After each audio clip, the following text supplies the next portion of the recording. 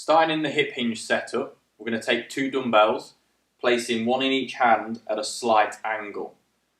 From here, we're just going to, in a controlled manner, so think 2 to 3 seconds down in tempo, we're going to just simply hinge, run in the dumbbells or our hands down our legs until mid-shin, no lower. From here, we're going to drive it up powerfully, as tall as we can.